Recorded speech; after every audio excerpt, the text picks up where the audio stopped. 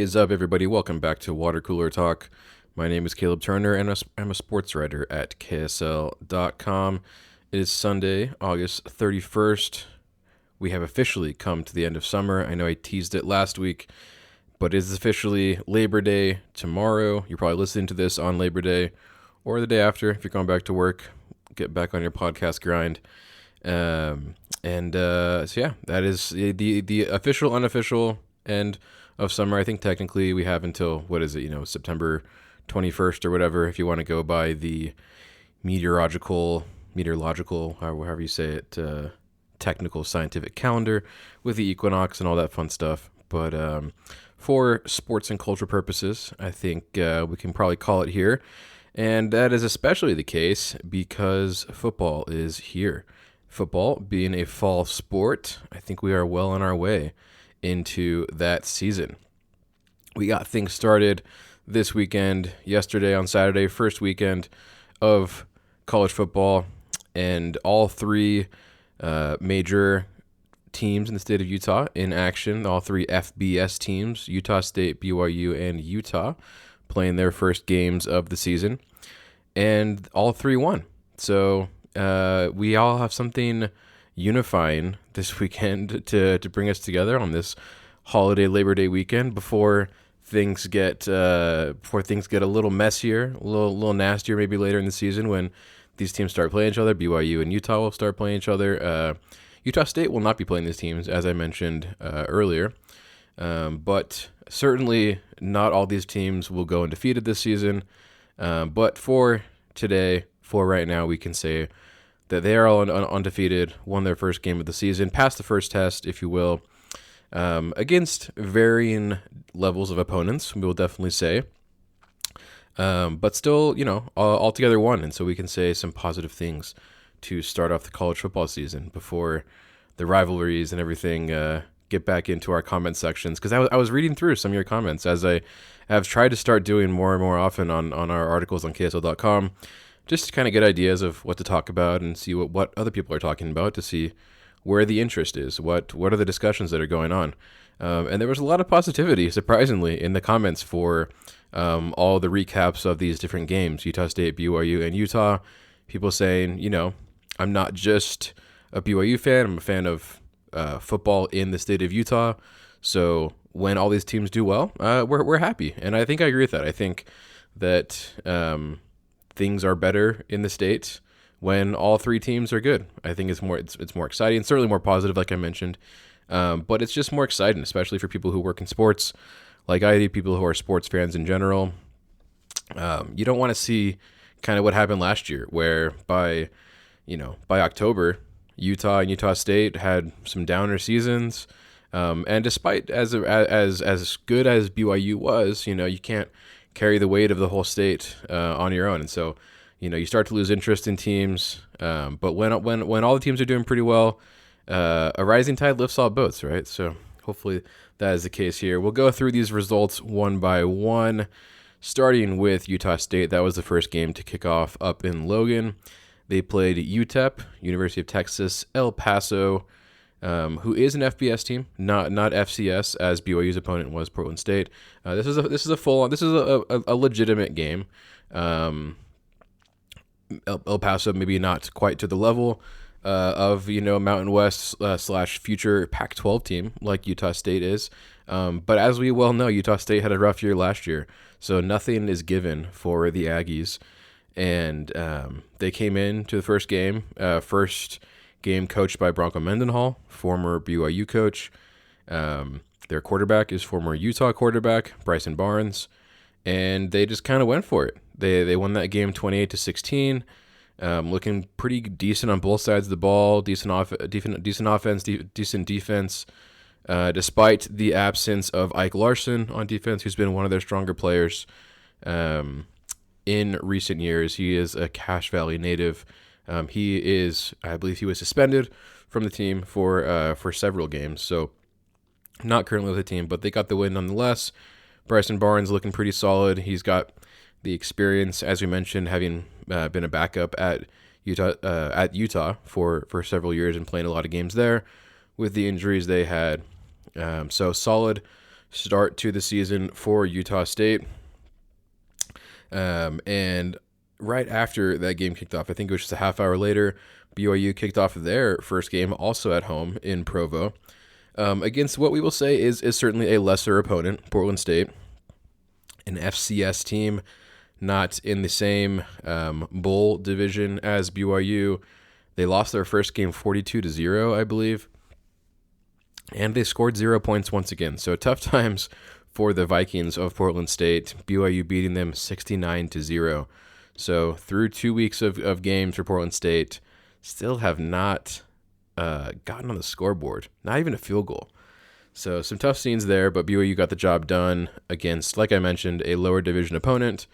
Kind of, looks solid across the board. Obviously, if you're able to score that many points and shut out the team, allow 0 points, both sides of the ball are doing pretty well. And also, one thing that I was happy to see carry over from last year was the efficiency and big plays on special teams. There was a blocked punt that was returned for a touchdown by BYU. So last year, you might remember some of the highlight plays of Parker Kingston returning a kickoff for a touchdown.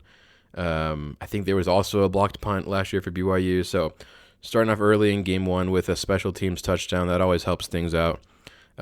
Bring some excitement to otherwise kind of,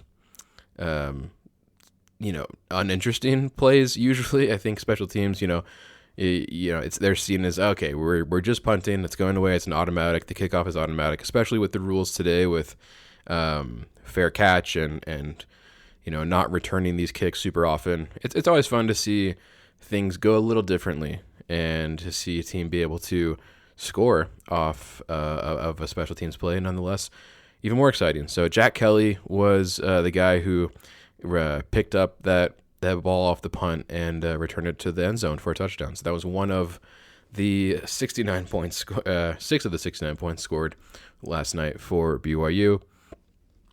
Bear Bachmeier, the freshman QB for BYU, looking pretty solid. All three of these quarterbacks from Utah State, BYU, and Utah showing off a little bit of kind of mobility, dual threat type capabilities. And also these teams using their tight ends, which I think is super fun. Obviously in the NFL, we've seen a lot of use of tight ends. You think of a guy like Travis Kelce, Sam Laporta, Mark Andrews, and then also guys going into the NFL recently, Brock Bowers. A not so great example would be Kyle Pitts, but he was a huge college sensation. And so seeing these teams, I think Lander Barton was the tight end for Utah that scored a touchdown. And BYU has become known for having really solid tight ends as well, just in the last couple of years. I mean, if you want to go way back, you can talk about Dennis Pitta, who was a great tight end for BYU.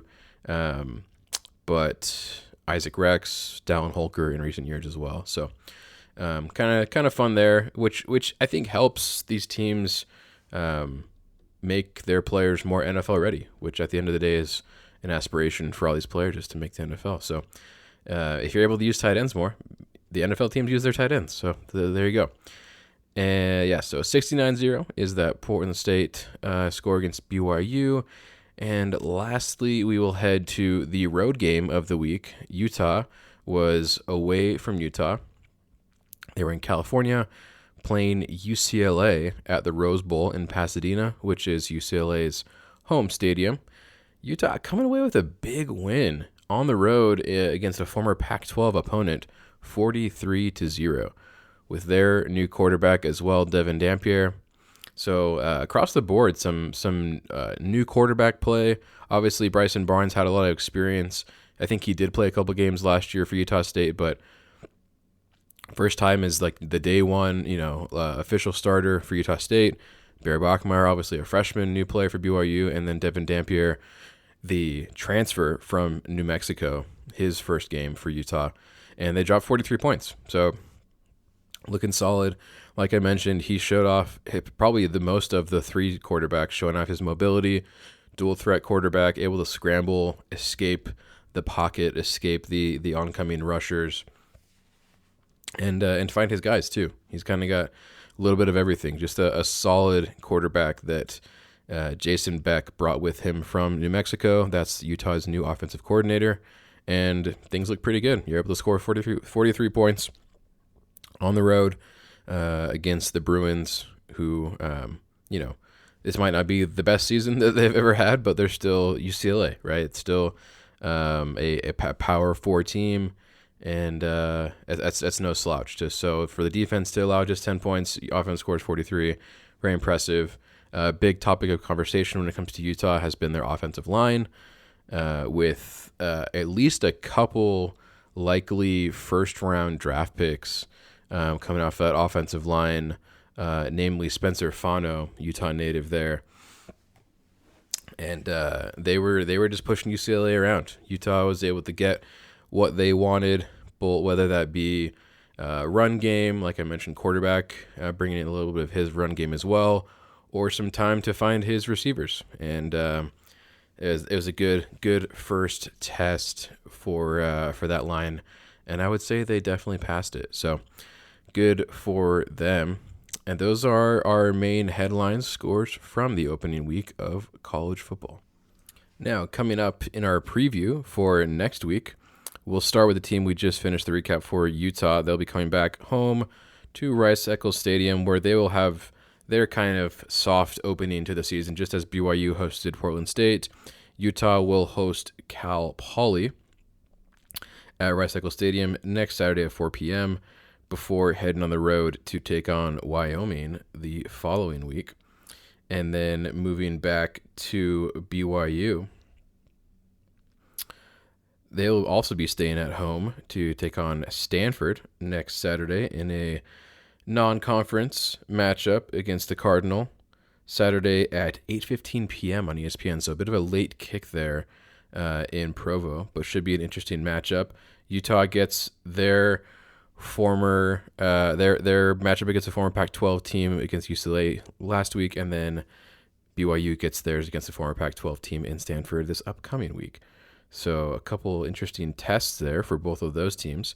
And then lastly, Utah State, as we look ahead to their upcoming game, will be on the road. This is a doozy, guys, at Texas A&M next Saturday. It's an early one, 10:45 a.m. SEC Network. That'll be around noon Central Time in Texas and College Station. Texas A&M currently ranked number 19 in the AP Top 25. That will likely change as the rankings are a bit late arriving this week because of teams were still playing on Sunday with Labor Day weekend, a bit of an extended schedule. So that I believe those rankings will be coming out on Tuesday. Nonetheless, Texas A&M won their first game, so I don't think they'll be falling necessarily below number 19. So likely a top 25 matchup still for the Utah State Aggies, which if UTEP in Logan was not a big enough test for you, here you go. Bronco Mendenhall taking Bryson Barnes and co. on the road to College Station.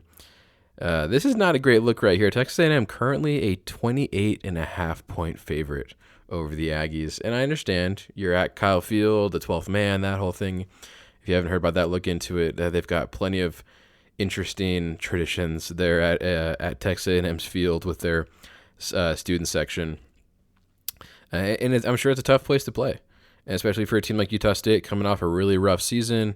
Like I mentioned, a couple players out, some star players, a star player on defense suspended.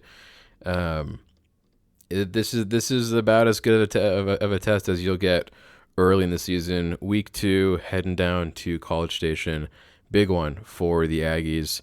If they're somehow able to pull off the 30-point upset, we'll be talking a lot more about Bronco and his Aggies. So stay tuned for more of that. That about does it for the college football section of this podcast. We're just getting started on it. Week 1 in the books, and a lot more exciting stuff to come as these games get ramping up. As I mentioned, we will have a BYU-Utah showdown 6 weeks into the season later on, and I'm sure we'll be looking at it a lot differently come that time. But lastly, we'll dive into a bit of soccer. RSL still on break as a couple of their players head out for international duty with their different national teams. But the Utah Royals still playing and finally got their second win of the season Saturday Friday night in Portland. It had been 4 months since the Royals won their last game on April 18th.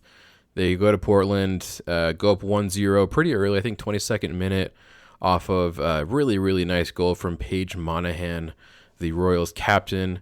She got the ball just on the edge of the box. She flicked it up and over the last defender to herself, a little deeper into the box, and just slots it right past the keeper for the Royals' first goal in 3 games, by the way. So not only had they not won a game in a while, they hadn't even scored a goal in 3 games. So they get that goal early, which is it's a nice sign, especially on the road. And then they got another goal later in the game with substitute KK Ream coming on to the field, 16-year-old. She was signed as a 15-year-old earlier this season, turned 16 just in July, and scored her first goal after coming on as a sub with about, I think, less than 10 minutes left in the game. Off a couple of rebounds in the box. She was in the right place, right time, and kicks that one home. Youngest goal scorer in NWSL history, 16 years, 53 days. So big accomplishment there for KK and the Royals. And that ended up being the game winner because Portland did come back and score another goal to make it 2-1 in the end. So KK Ream's first professional goal, youngest goal scorer in NWSL history, ends up being the game winner in Utah's first win since April. Second win of the season. Still a really, really rough season, but they got out of last place. With that win, they jumped over Chicago into 13th place out of 14. They're not going to make the playoffs. There's too big of a gap there to make up with too little time remaining, just a couple months. So we're looking at probably 8 or 9 games left in the season at this point. But progress nonetheless. And it was announced, this is kind of some big news, that Utah signed a new player. This was announced. I woke up to this news this morning, Sunday morning at 8 a.m. The Utah Royals decided to send out an email, make it official, that they had signed Slovenian forward Lara Prasnikar. I'm probably saying that wrong, but I hope I got close enough. To a contract through 2027. And I had heard a little bit about this possibility earlier in the week because this player, I mentioned, she's from Slovenia. By the way, will be the first Slovenian player in NWSL history. She was playing in Germany, though, for a team in Frankfurt, I believe. And the media in Germany started to report that she was on her way out and specifically named the Utah Royals as the team that were signing this player away from Frankfurt, and said that the Royals were paying Frankfurt 550,000 euros for Lara, which equates to about $640,000, which would be a top 10 transfer fee in women's soccer history. So these numbers are unconfirmed, but pretty reliable sources. If you trust your German media, I don't know, mileage may vary there. But there's an international women's soccer outlet called Soccerdana, and they had also reported the same figure, 550,000 euros, which would be a Bundesliga record. So the women's Bundesliga over in Germany, the most that they've ever sold a player for out of their league. And Ali Sentnor, who just left Utah earlier in August, I believe was sent to Kansas City for $600,000. So even a little bit more than Ali Sentnor, taking the conversion and exchange rate into account. So if true, if you've heard that, that certainly rings true here. And I'll have to do a little more digging. Hopefully we'll be able to meet this player, Lara, soon. She follows both RSL and the Royals on Instagram. Seems to be, either already here or like very familiar with the teams. So she will be a large addition. She scored a lot of goals. She plays for the Slovenian national team, which is always a positive. You look at players like Mina Tanaka for Utah, who's been one of the more consistent attacking players, and she's well known for her time on the Japanese national team, scoring a lot of goals for them. So hopefully that carries over for Lara as well. And I'll have to double check the pronunciation of her name, because there's that funny little triangle over the S in her name that I'm sure changes the pronunciation just a tad. Similar to her fellow countryman Luka Doncic, right? I think there's a triangle, upside down triangle over his the C in his name, which changes it. So I don't know how that changes the S. Prosnikar, not quite sure. But we'll get more info on that. But stay tuned, because exciting things could be happening. If she's worth that amount of money, we shall see. But any help is good help for the Royals at this point, like I mentioned, especially in the attacking portion of the field after going 3 games in a row without a goal and 4 months without a win. So hopefully they can keep building, keep bringing in good players, keep developing, and get more than 2 wins next time we talk. Thanks for listening, guys, and we'll catch you next time.